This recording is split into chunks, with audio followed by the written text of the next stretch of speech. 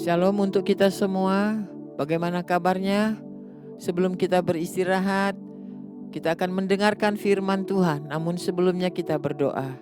Tuhan Yesus, untuk sepanjang hari ini kami sungguh sangat lelah. Kami mau membaringkan tubuh kami dan beristirahat. Namun roh kami sungguh haus dan lapar akan firman Tuhan. Kami mau mendengarkan firman Tuhan. Berbicaralah kepada semua kami. Dalam nama Tuhan Yesus kami sambut firman-Mu. Haleluya. Amin.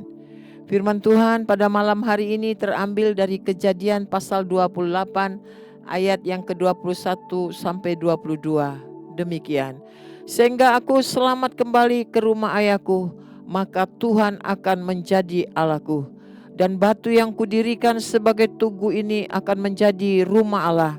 Dari segala sesuatu yang engkau berikan kepadaku akan selalu kupersembahkan 1/10 kepadamu.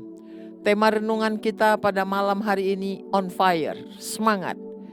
Yakub dalam perjalanan hidupnya dia mengalami keterpurukan.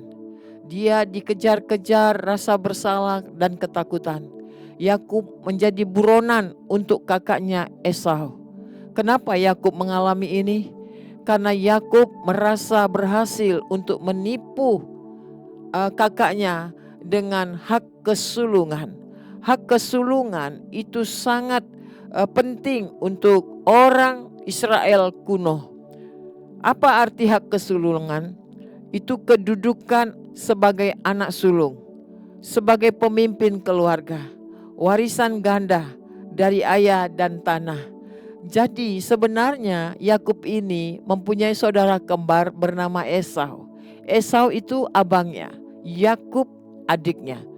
Yakub menipu ayahnya dan dia berhasil sehingga membuat Esau begitu sangat marah. Di tengah-tengah ketakutan Yakub, di tengah-tengah keputusasaan Yakub, dia berlari dikejar oleh Esau. Dia menjadi buronan. Di satu malam, Yakub begitu sangat lelah. Dia tertidur dan saat itu dia bermimpi bertemu dengan Allah. Dia melihat ada satu tangga yang sangat tinggi sampai ke langit. Dan dia melihat ada malaikat turun naik dari tangga itu. Sampai satu hari dia sadar bahwa ini bukan mimpi sembarangan. Karena Tuhan telah menjumpai Yakub. Dikatakan ayat 16, sesungguhnya Tuhan ada di tempat ini dan aku tidak mengetahuinya. Dan dia menamakan tempat itu Betel. Betel artinya rumah Tuhan. Nah, dari pertemuan Yakub dengan Tuhan, dia berjumpa dengan Tuhan secara pribadi. Itulah yang mengubah segalanya. Dari keputusasaan menjadi punya pengharapan. Dari patah semangat menjadi semangat yang baru. Saudara yang kasih dalam Tuhan, apa yang menyebabkan kita kehilangan semangat? Apa yang membuat kita patah semangat? Karena mungkin kita sakit-sakitan, membuat kita patah semangat. Mungkin kita terlalu banyak beban, persoalan yang kita pikirkan sendiri. Kita melihat jalan-jalan tertutup, jalan-jalan penuh dengan kegelapan, sehingga membuat kita putus asa. Seolah-olah doa kita belum dijawab sama Tuhan. Firman Tuhan katakan, hati yang gembira adalah obat yang manjur, tapi semangat yang patah keringkan tulang. Orang yang tidak memiliki semangat hidup itu mudah sekali diserang penyakit. Berbagai macam penyakit yang kita lihat masa sekarang ini. Kenapa? Karena kuncinya tidak punya gairah, tidak punya semangat hidup. Yakub diubah sama Tuhan dari tidak punya semangat menjadi semangat. Kuncinya ada di mana? Karena Yakub berjumpa dengan Tuhan. Di ayat 21 dikatakan, maka Tuhan akan menjadi Allahku.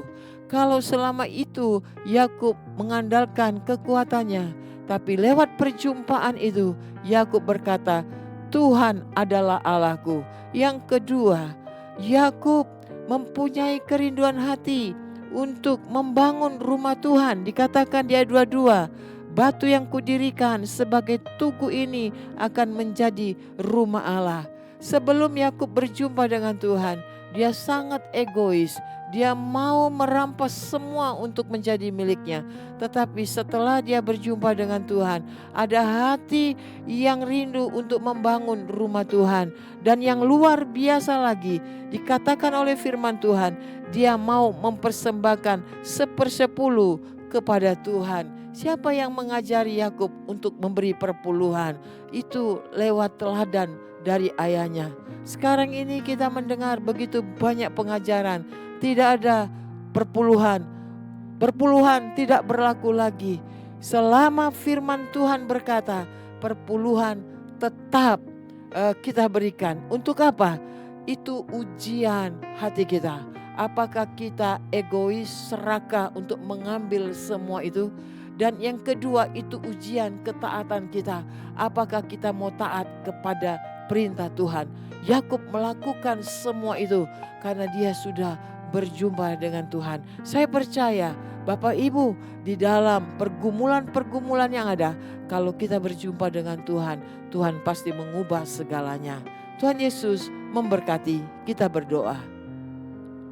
Tuhan, selidiki setiap hati kami. Kalau kami melakukan kesalahan, kekeliruan, ampuni kami Tuhan. Kami mau berjumpa dengan Tuhan lewat persekutuan intim kami dengan Engkau. Ubah hidup kami, ubah mesbah doa kami, supaya kami belajar mengutamakan Tuhan. Terima kasih Bapa, kami percaya seberat apapun masalah kami, di hadapan Tuhan Engkau sanggup mengubahkannya menjadi berkat atas kami. Kami mau beristirahat, Tuhan Yesus memberkati kami semua. Dalam nama Tuhan Yesus kami berdoa. Amin. Selamat malam saudaraku yang kasih. Sampai jumpa pada renungan esok malam. Shalom.